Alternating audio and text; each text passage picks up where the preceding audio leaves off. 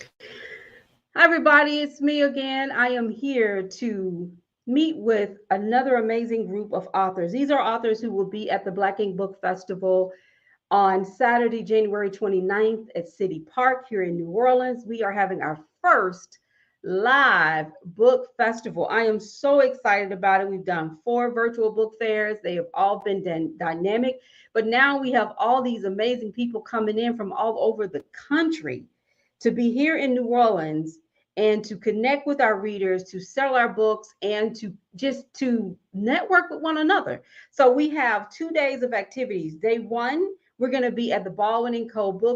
bookstore and NOLA Art Bar, which is in New Orleans. And we're going to be there from 6 to 9, just talking to readers and getting to know them, letting them get to know us. We'll have a live music. There'll be a cash bar and some special drinks. It's called martinis and manuscripts. And so we're going to have a great time at that event. We invite everybody to come out. On Saturday, January 28th, we're going to have our book fair from 11 to 3 p.m. at City Park, New Orleans, at the Pavilion of the Two Sisters. It is an inside venue, so don't worry about being cold. It's going to be inside. And not only will we have over 65 authors, but we have 3 authors who are best-selling authors from New Orleans that will be there on stage to talk and signing books. We'll have the Baldwin and Co. bookstore who's going to be there doing a pop-up, and we will have the Zulu Tramps are going to be there. It's a surprise. Don't tell anybody. And then we have a live DJ and so much more that's taking place. So we do invite you all to come out, and it's free. It's free. However, you got to buy a book. So tonight, we're going to meet with a group of ladies. They are all going to be at the book fair, and I ask that you get to know them now and then come out January 28th to purchase their books, to get a signed copy, and to get to know them personally. Let's bring them all on the screen. Hi, ladies. Hello, hello. Good evening. Hello. Oh, Hello. hello. Good evening. Good So evening. so nice to have you all here. This is going to be a great conversation. We're just here to get to know you as writers, to get to know you as enthusiasts in this whole world of writing.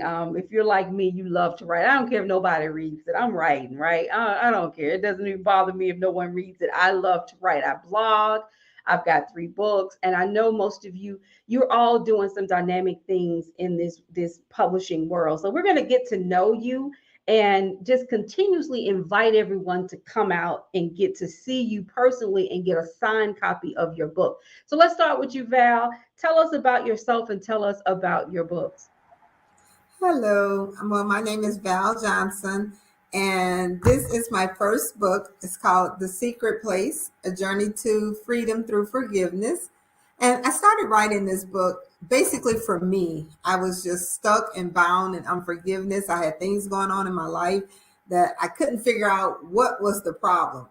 And the God revealed to me that I had a lot of unforgiveness in me. And as I start writing down things that I was holding, that people, circumstances, that set me free.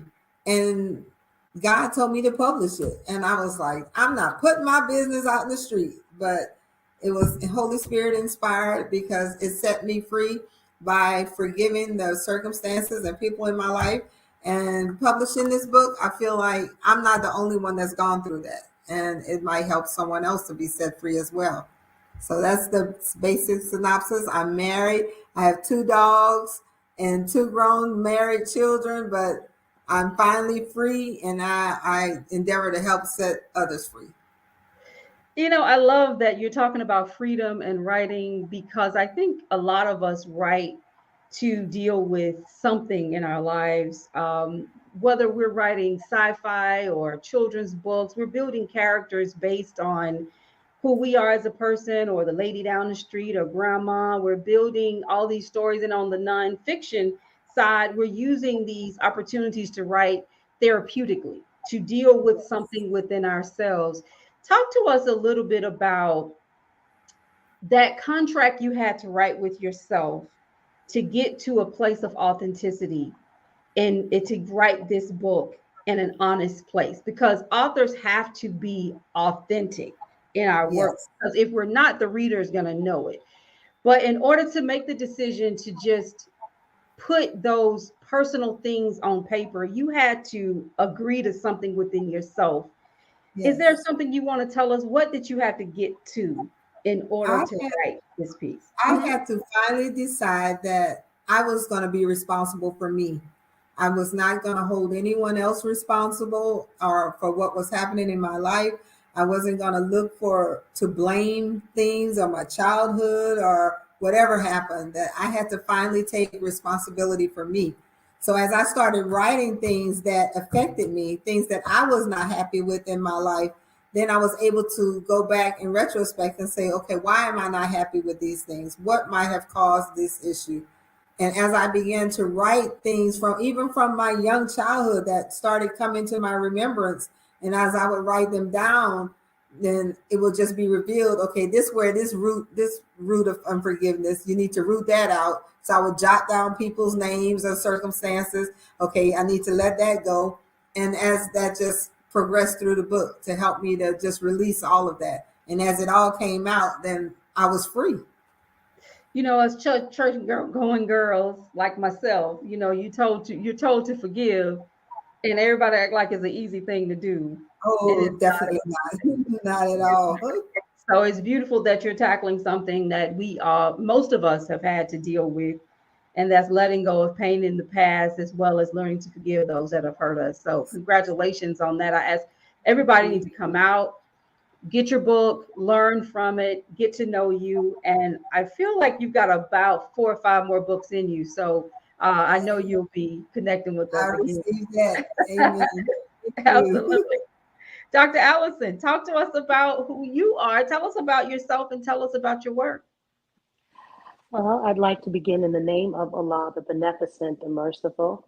I'd like to thank you, Miss Jackson, for extending this opportunity to me to present my work to a larger audience. I am from Detroit, Michigan, and I am an anthropologist archaeologist by my education and practice.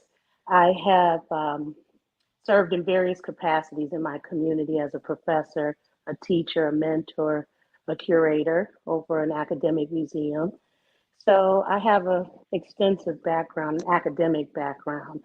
The title of my book is The Crossover, Ali Nura and the Seventh Pavilion. And I wrote this book for my children. The original book I wrote, I was 12 years old.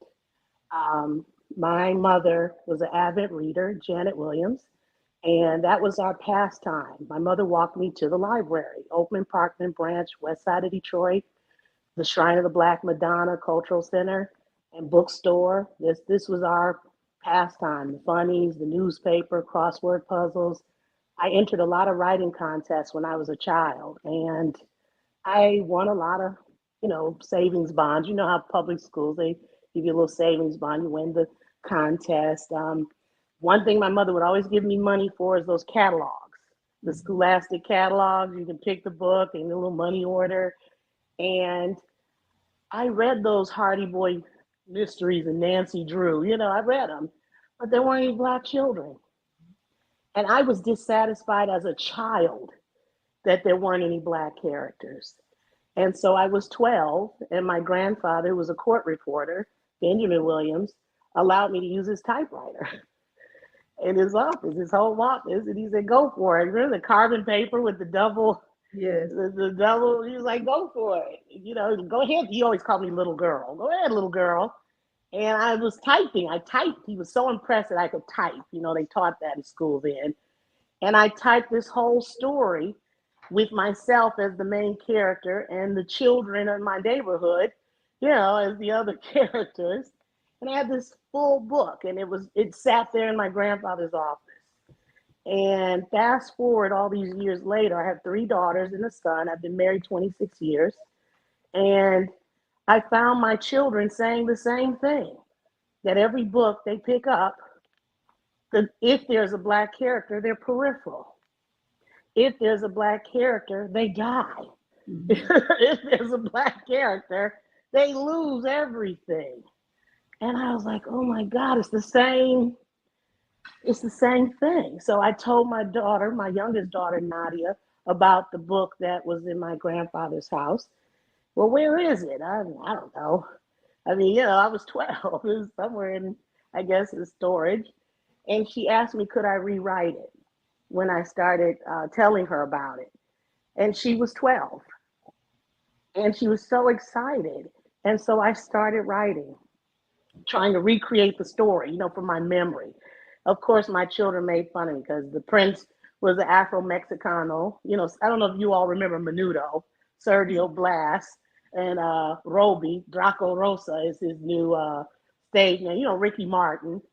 So the prince was Sergio, and I was the main character, and all my friends in my neighborhood, all the things, all the little antics we did, I made it magical. Everything we did was magic. You hop a fence, it's a superpower, and I started rebuilding the story, and I looked up, I was writing installments, and the whole family sitting there listening to me read piece by piece as I'm writing it. And sometimes I would slow down and they'd say, well, when did you write some more? And I was like, oh, more? Oh, okay. And then I looked up and there was this finished product. Not only was it finished, it was so organic. Not only was it finished, but my daughters were literally doing artwork on their iPads. As I was creating the story, they were doing art for it.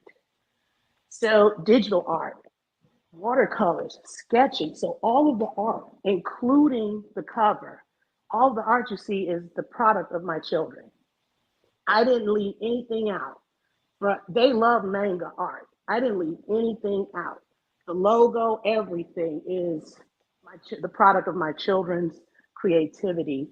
So we get to the end, they were cheering each little chapter. So the chapters aren't the same size because it was the flow of it. That's why I said so organic. And I looked up and it was finished. And I said, okay, you can read it whenever you want. It's on the computer, done. And they were happy with it. But then it was like, you're just going to let it sit, mommy? Because they're on these online contests for comics and, web comics. And I said, well, what more do you want? What more do you want? They were like, you're not going to publish it? You're not going to put it online like as an ebook? And I found myself, struggling with, you want me to go further? So it's like, I guess I could go further. Oh, how much further, So this book is about two cousins that discover they have a magical inheritance, and they end up crossing into another realm, a magical realm, and this adventure of theirs tests their character as well as their powers. Excellent. And thank you so much for sharing your information with us, and we hope everybody will come out and purchase your book. It sounds amazing. Something that you started so long ago. I kind of have a similar story. So that's excellent. Thank you so much, Allison, for being with us. Amber Hill, you want to talk a little bit about who you are and tell us about your work? I've got two Ambers, so I've got a full name. Thank you for allowing me to be here. Yes, I am Amber Hill. I am from the Midwest, Columbus, Ohio. I have been an educator for 22 years now.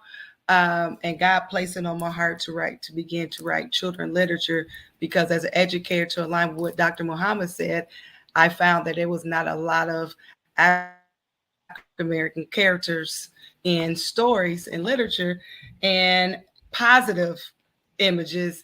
We always saw the negative connotations of our African-American students. So God placed it on my heart to write two children's books so far, and both are the main characters are my sons. I have 4 wonderful boys, been married for 21 years. And my first story is Jacoby. I don't know if you can see with my background. Jacoby, what can I be? It's about my youngest son, Jacoby, and his positive affirmations of what he can be while still building up our children's literary skills. Because what we found was anytime we characterize our kids, it was always mad, sad, and curriculum, things like that. I wanted to speak words that spoke life into them while also building up their literary skills at the same time. Like X is Zenokio. kids is like, what is Zendiokio? That means friendly. So now you're speaking life into yourself, but you also learning a new literary word. Your parents learning a new literary word. My second book that I just published a couple months ago is Jabari, which is my third son, What I Love About Me. And it's on the line of what our kids think about themselves as well. So it talks about descriptive words like I love my velvet ropes, hair that's locked. And it also have connotations of father and son relationship. My husband is a main character as well. So I was intentional about the literature that I'm dispersing out. And my goal is to eventually have a book for each one of my sons as main characters. So I think it's so important that we have positive images of our African-American boys. So that's a little bit about me and the books that I will have at the book fair. That is great. I'm going to come back and ask questions about the whole children's book writing process, because we have a lot of people on here who's written a book that's either for young adults or children. So congratulations on your work. Looking forward to meet you at the Black Ink Book Festival. And once again, love that background. That is great. Amber? Thank you. We have Amber. Pronounce your last name for me. I'm hyphenated. It's Hawthorne Spratlin. Spratlin. Okay. Tell us about yourself and your books. Okay. So I'm also an educator. I am here in Cleveland, Ohio. I have 20 plus years special needs teaching experience. And I've been married for 18 years to my husband, Nick. We have 3 children. I have my oldest son, Langston, my daughter, Lauren, and our youngest son, Lincoln. So just a little bit about my book. This is my first book that I wrote. This is Maria's Wonderland. So what I have, my books are part of my series called Exceptional Courage. And what it is a compilation of stories of all of the students I've had over the years. So this particular story is a little girl that's nonverbal, and she uses an augmentative communication device to talk to her peers and her teachers. This is my second book, Blueberry Lucy, which I recently published. In this book, it's a little girl that's in a VI class, or a vision impairment classroom.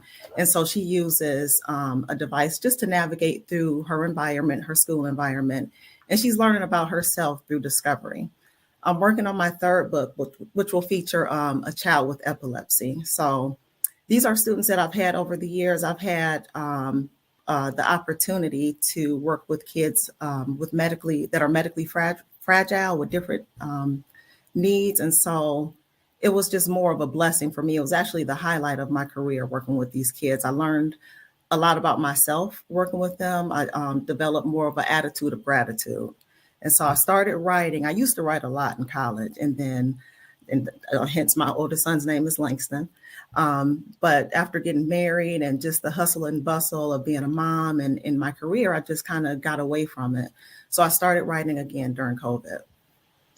That is so excellent. First of all, congratulations, and thank you for being a teacher, especially of special needs students. That is an amazing feat.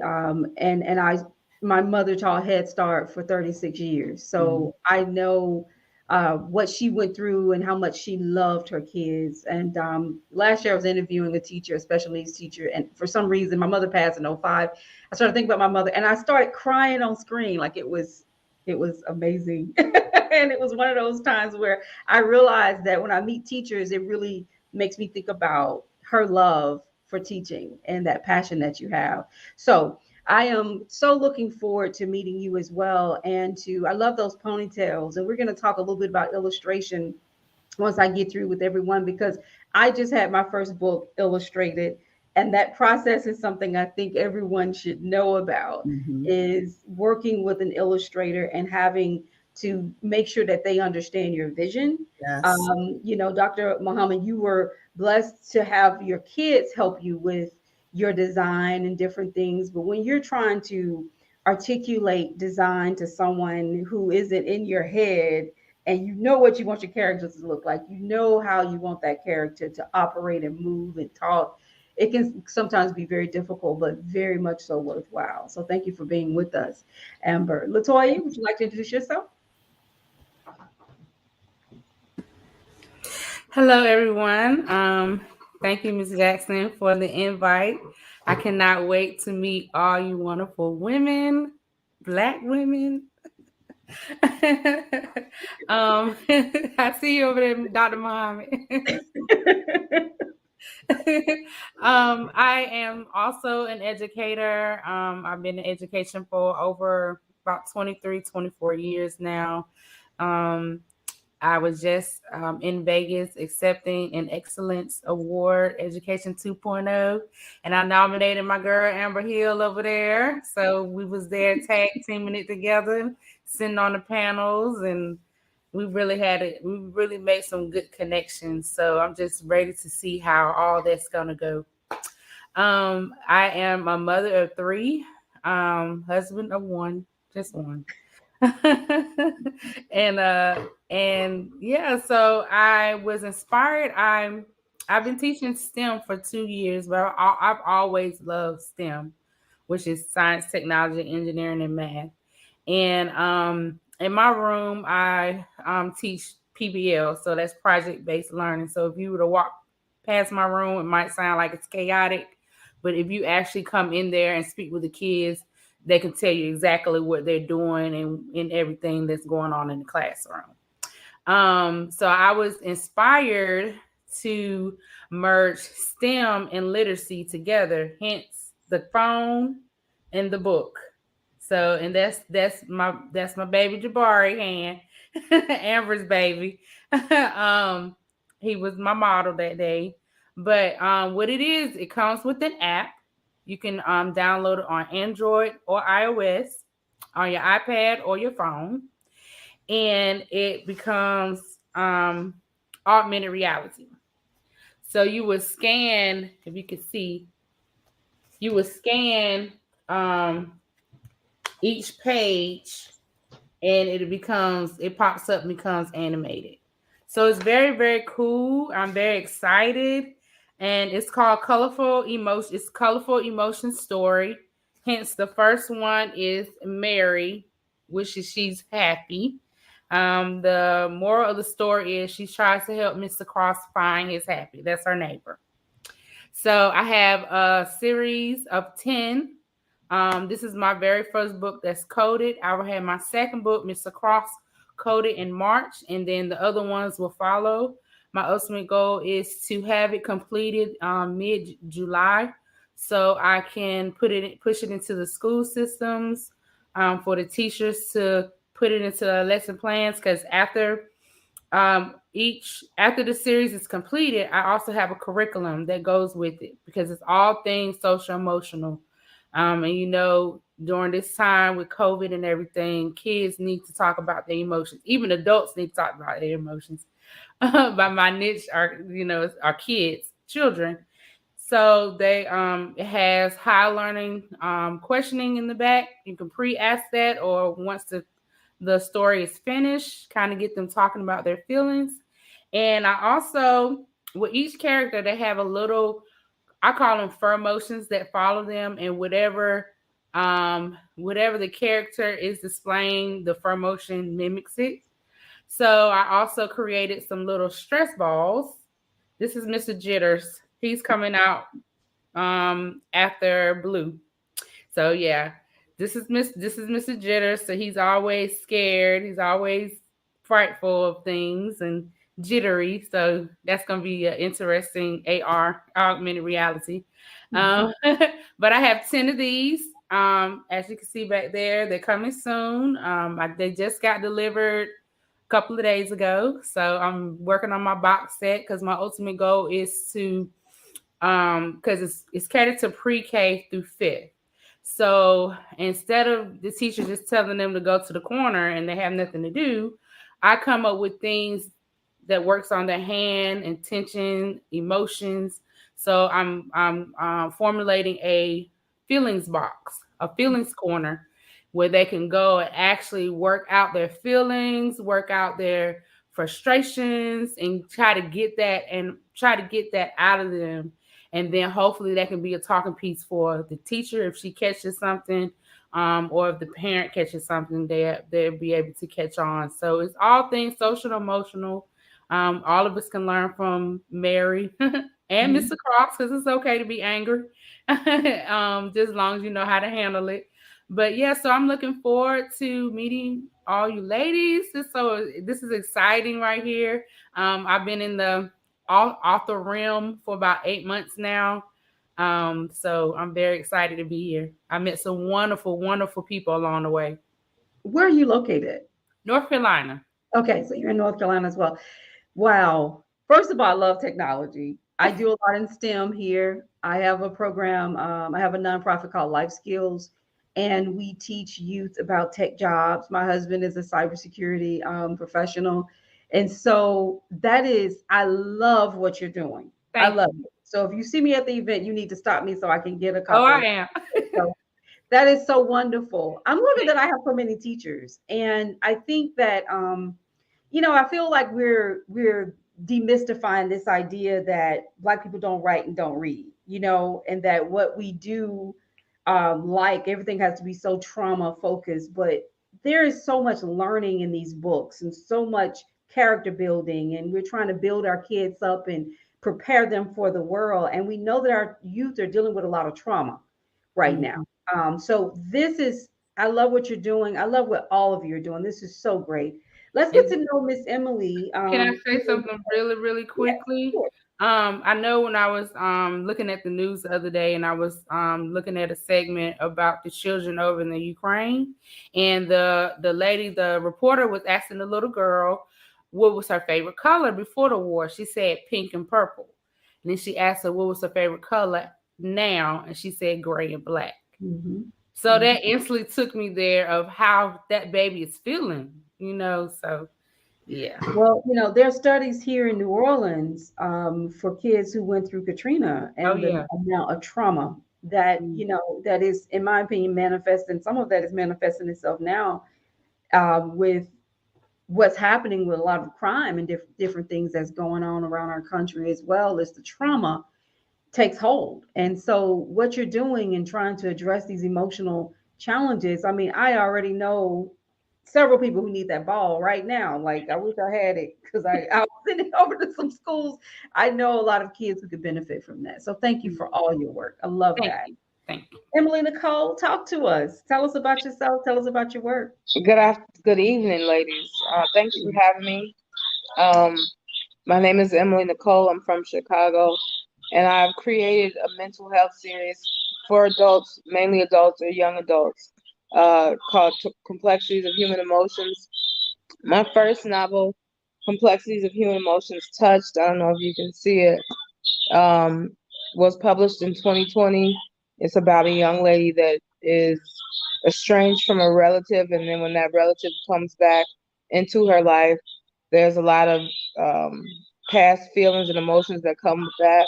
My second novel that'll be published, well, it should be printed. It's in printing now.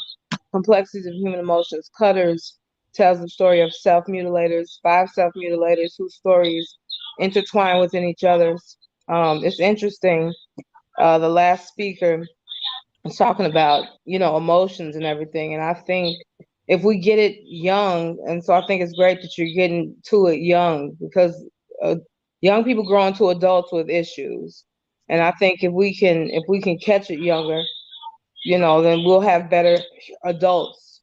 So yeah, this will be my second author panel or book fair. I'm fairly new to the author realm, but I've been writing since about 2000. I wrote my first novel in 2009, which will be the second published book, Complexities of Human Emotions Cutters, and I do hope that it should be available for the book fair on the 28th. So that is excellent. We're so happy to have you. Love the topic. It's a topic that we have to start addressing some of the challenges that we're facing from an emotional mental health perspective. And no better way of doing that, in my opinion, than writing for young adults and children. Let's talk a little bit about this idea of writing for young adults and for children, and what some of the, just one or two of you, tell me what you learned from developing your children's book, and what do the kids say about it? I have a book called Poppy Makes Cajun Popcorn Magic. It is a comic book that teaches young people how to start businesses. I wrote it. I had it illustrated. I'd never done any of that before. It's something that came to me and I just couldn't shake it. I have a whole series of books on entrepreneurship. I have a youth entrepreneurship program. But when I started sending it out to kids and I was asking kids and adults, what color scheme do you like the most? And it was so interesting to me that the kids' ideas was totally different than the adults. And it goes to show how different we have become. You know, we're different from our kids. Their ideas about things are so unique. And I have a 16-year-old. His ideas about things, I mean, they have been exposed to the internet and they have a different way of communicating, and all those things take a toll. But for those of you who have written a children's book or a young adult book, what have you learned and what have you heard from youth who have been impacted by your work? Anybody want to take that? This moment? If I may. Mm-hmm. I have heard back from several of my readers. I too have taught for years, and so I had a lot of teachers that were willing to use my book in their classroom with their students. And the children love the humor. I don't know why children love the hot sauce scene, but they love the hot sauce scene where the little one is shaking the hot sauce, it's all in her eyes. She shook too much and it's everywhere. They love the humor in the book. They love the art. That's why I turned the art over to my daughters. They were 12 and 13 when we did this. So they love this manga art stuff, that anime. They love it. They don't care there's not a lot of Black characters. They love manga art. They love that Japanese anime. And so that's the style they like. So a lot of the illustrations that I was like, look at this, they were like, they're like, no, we don't like that. The feedback was the feedback has brought tears to my eyes. One of my friends, her granddaughter wanted to meet me on FaceTime, Lucille, and her granddaughter asked me, she was halfway through the book, she said, is she gonna die? Mm-hmm. Is she gonna lose her power? Is it gonna be all right? And I was like, wait a minute, what's going on? So I was like, baby, finish the book. She was like, I just want to know. And I was like, no, she's not going to die. She's not going to give up her power to somebody else. You know, she's not going to relinquish what's extraordinary and special about her. Mm-hmm. And I thought, oh my God, it's the same thing from when I was a kid. It's the same, you know, where the Black student finds themselves on the periphery of every story. They suffer. They don't want dystopian stories. Every last one of them wanted to know that the main character, who's Black Girl Magic, that she retains that she retains it. It was one student after another. I did a focus group with another sister that I know that's a school teacher. They just read the first 4 chapters, and it was the same thing. It was the same. They want to see their names in the books. That meant a lot to them. So I feel you, sister, that each book named after your sons, they want to see their names in the books. They want to see their faces, their likenesses. They want to see themselves. And we're the only ones who are going to do it. We're the only ones who are going to do it. You ask, when are they going to do it? No, we're going to do it. We teach our children, we're going to do it.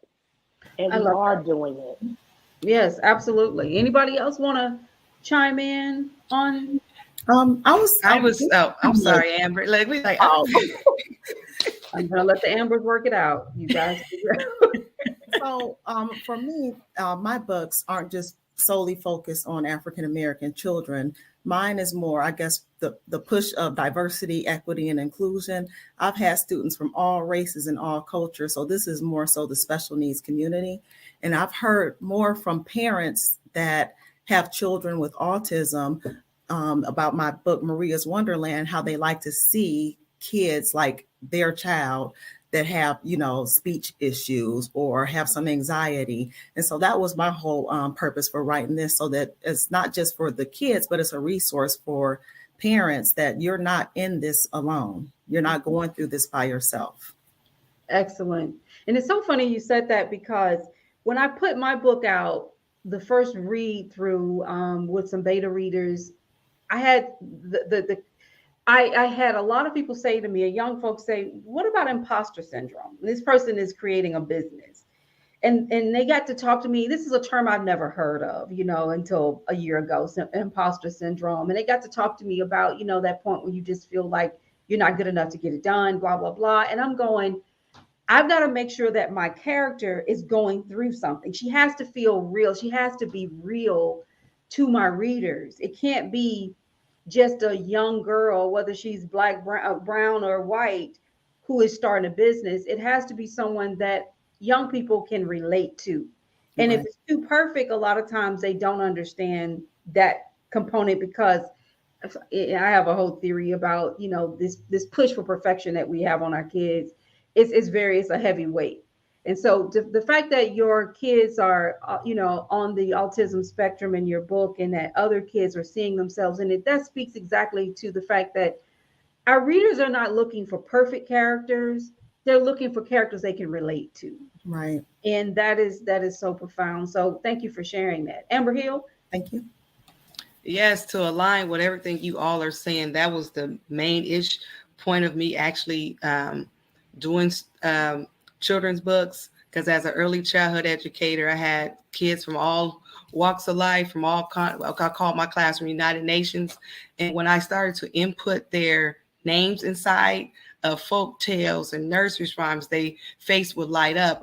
But one thing for me was the imagery of what the characters are looking at for the kids that I serve the most. And what I found was our African American kids started to love reading, but once they transitioned to kindergarten, first grade, second grade, the love for reading diminished. And what studies showed was they couldn't relate to the story. So when people pass my books at book fairs, at schools, and they're like, whoa, I know a Jacoby or I know a Jabari, they automatically are drawn to the story. And when I started to think about the content, I thought about the early literary skills that are what our standards are, and our kids are coming in lower and lower with the basic skills. So my books have all those foundational skills that they need to be successful later on in life. But I was like, oh, let me surprise my Jacoby is now a fifth grader. Let me surprise him and at his school and do an author visit. And it's only two Black kids in his classroom. So I was like, okay, let me see how this book is going to go. And when I say this, the fifth graders loved the story. It's an ABC book with just literary words, and the feedback, they wrote me letters like, oh my God, I really love your story. One little girl said, hey, you are awesome, Mom. We just love you. Thank you for coming to our class. You taught us new vocabulary words. And I also Googled you on Amazon, and that book is a 5-star. And then it's music that goes along with this. So I was like, okay, this book can transpire from pre-K to fifth grade. And also I do an activity about the cloud where the kids have to do vocabulary adjective words about them. And one young man said, hey, I don't have anything good about yourself. Another kid said, yes, you do. Miss Hill just called you handsome. You can say that.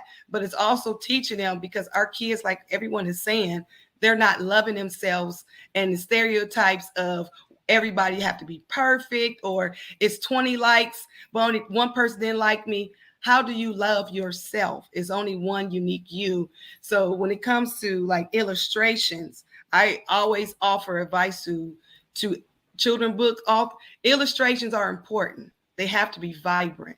They have to be beautiful, and they have to be relatable, where our scholars want to pick up your book. If your illustration is not vibrant and interesting, kids are not going to read your book no matter what your content is. So I highly, highly, highly tell children authors to please be intentional when it comes to your illustrator, what the illustration look like. Because as an educator, I won't even pick up a book if the illustration is not popping, because that's how our youngest learners learn to read, is through pictures. And the pictures tell a story. So like when it came to my books, it was hard. I was intentional. I want Jacoby to look like Jacoby. I want Jabari to look like Jabari. My husband, the kids be like, oh my God, he looks just like your husband too. That's the point of it. I want those pictures to actually look like them. So my biggest advice to anybody that's doing children's books, make sure your illustrations are vibrant, popping, and tells the story to help our youngest leaders learn to read. Love that. Love that. And I think that, you know, we have to get away from this idea that our kids are super evolved because of social media and the internet. It's the complete opposite. I feel like what you said, it's going to be books like yours, like everyone on the screen, is going to heal this next generation of some of the things that social media is embedding in them, which is this desire to be liked. You know, I grew up in a world where I was told by my brothers, people don't like you, you just move on, you know, you just go on. But it's harder now because too many people being validated by social media. I didn't grow up with social media, so that wasn't a concern of mine. So I'm glad to know that you guys are creating books that are going to be healers to many of our young people, because they're going to need that self-esteem. They already do. And Val and Emily, the two people I have on the screen that have more self-help, or somebody said something else. It wasn't self-help. What did you say, Val? Someone told me that it was I say self-revelation, pretty much. self-revelation. Oh, I This love is that. I love that. Talk to us I about just wanted to No, I just wanted to say how listening to all of the children's authors, how if I would have had some of that even in my younger life, you know, it might have helped me to not have to be to the point of having to write this book, because just learning my identity, learning who I am, being aware of who I am, loving myself as a child, and not having to rely on others to put that in me, you know, to be able to relate, that would have helped me as well. And doing that for children especially our young children now with COVID and everything, and they're being so isolated. You know, our children are really faced with different things than what we were faced with. But at the same time, I think they need that validation. They need to be able to see that they're important and they matter, and so that they don't have pent up issues that later they'll have to deal with.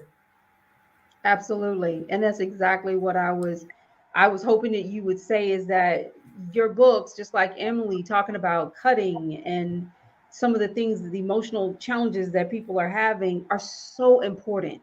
Just like all of these children's books, all of them are extremely important. So thank you, ladies, for being a part of the Black Ink Book Fair. Thank you for being here, for sharing your stories with us. If you can take a second and tell our audience how they can purchase your books, just your book's name and your website. Let's start with you, Emily.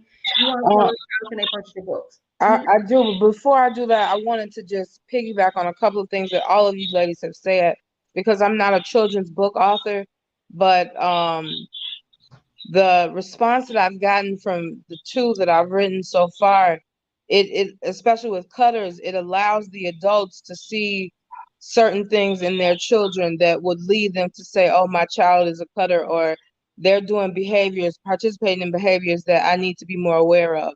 So I do think that it starts younger, but also for our adults, us being adults, we need to be aware of what our children are feeding themselves as far as the internet and things like that. But I'm going to segue into my website. It's complexitiesofhumanemotions.com.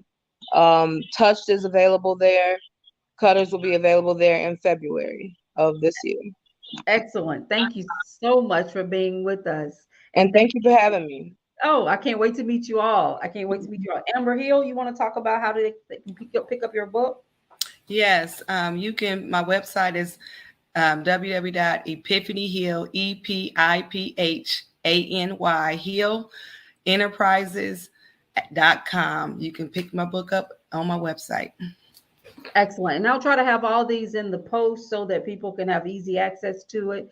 But I still would like for everybody to share with us. Amber Hawthorne, if you want to share. Yes, so my website is my full name, www.amberhawthornespratland.com. It's not hyphenated on the website. And my books can also be purchased at Amazon, Target, and Barnes & Noble. Excellent. Latoya? Yes. My website is payandplacellc.com. Just click on the Pay and Place Publishing tab and it'll bring you up to the book. I am currently trying to do the hardback. So right now it's just paperback right now. But it's still wonderful. Excellent. Excellent. Dr. Muhammad?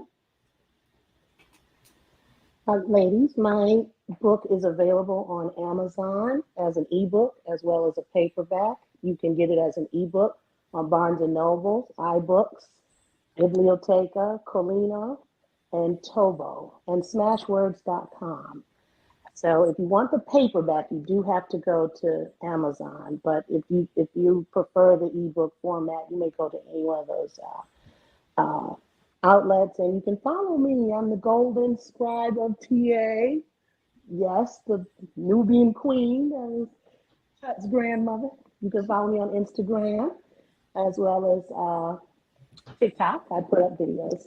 So thank you. Thank you. Thank you. Val?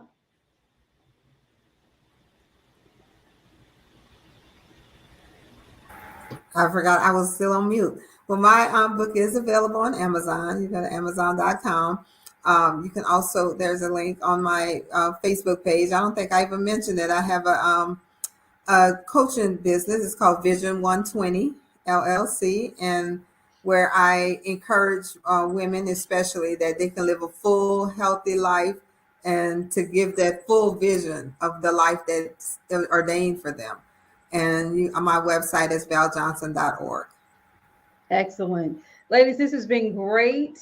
I want to once again thank you all for being a part of the Black Ink Book Fair. I also want to invite you to join us on the Facebook group, Black Writers Workspace, and ask that you add your books to directtoauthor.com. I launched directtoauthor.com in December of 2021. And last year we had 13,000 views on our profile. So add your book, is free. We also offer marketing services, PR services, and a host of other things. I am just so happy to have you all. I hope that you come out not only to the book fair, of course, which I know you'll be there, you have a table, but also to our martinis and manuscripts authors mixer the night before at Baldwin & Co.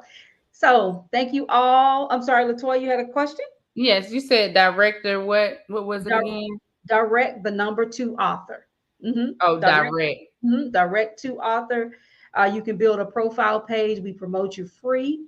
And I know, Dr. Muhammad, you just added your book, so I can see them all going in. It's just a great way. I call myself trying to rival Amazon, which I know I can't, but you can make your sales. You can actually link it to your website, or you can link it back to Amazon.